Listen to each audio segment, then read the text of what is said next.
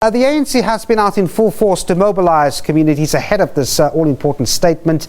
What has been the response to their posture?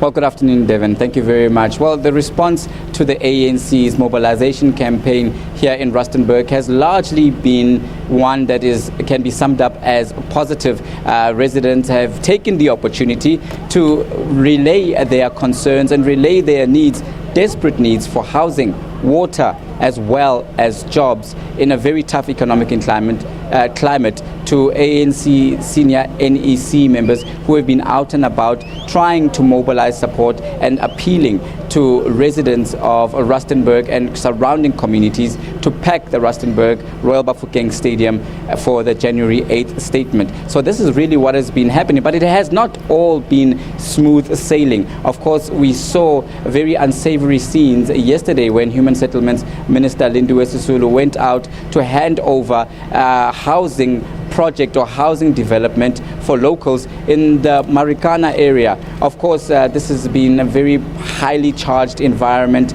a very politicized environment, and of course what was meant to be a positive event by government turned out to be rather high in tension, and especially with people calling for government to do more, saying that the selective process was not free and fair. So this kind of just shows you the backdrop to which the January 8th statement will be delivered.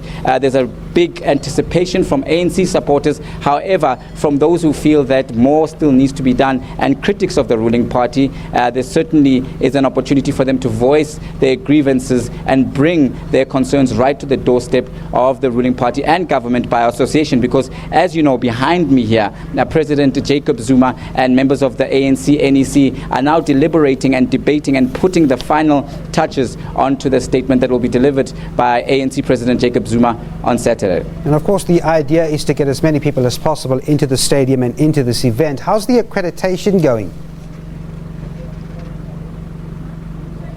Well, the accreditation process, by all means, seems to be going quite smoothly. Officials here are going steadily through the process of registering delegates and separating people behind me here at the Civic Center as you go in. Basically, people who had pre-registered are now being given their tags. And I am being told by officials from the emergency services and from police that those who do not have accreditation will not be allowed within the vicinity of the stadium itself. Already, officials here are saying that they had a huge turnout in terms of people who applied for accreditation. Now, the reason this is being done is to basically make sure that there is strong control in terms of traffic in and around the stadium precinct, but also to avoid a situation whereby more people than anticipated can try to force their way in. Of course, in many communities, especially rural communities, like you find out in Rustenburg, the ANC still commands a very strong following. So whenever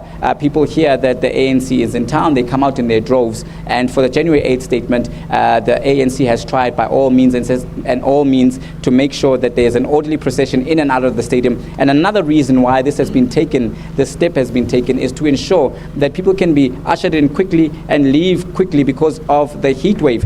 Temperatures here are absolutely sweltering, and the ANC is making sure to take care that people do not get overly exposed to heat, to avoid situation where heat fatigue and other ailments can then afflict the supporters who are going to listen to President Jacob Zuma deliver his address. We are being told that the NEC has also resolved to try and make sure that the time which the speech is delivered by President Jacob Zuma coincide with the cooler times during the day, to avoid a situation where the multitudes who are expected are exposed to the peak of the heat temperatures as we have been experiencing during the heat wave. Fair enough, that makes sense. Well, thanks very much indeed. Tumola there talking to us from Rustenburg.